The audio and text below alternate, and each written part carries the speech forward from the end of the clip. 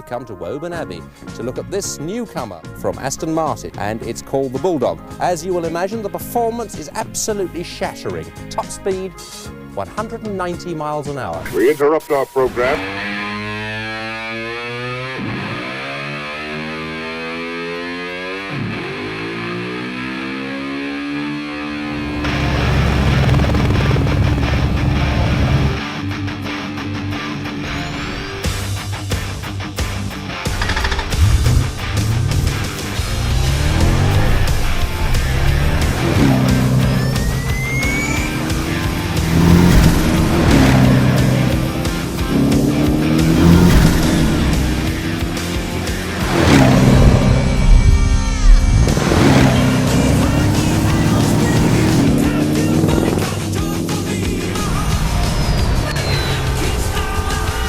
Today, more than 40 years later, it finally achieved what it was built to do. 204.8.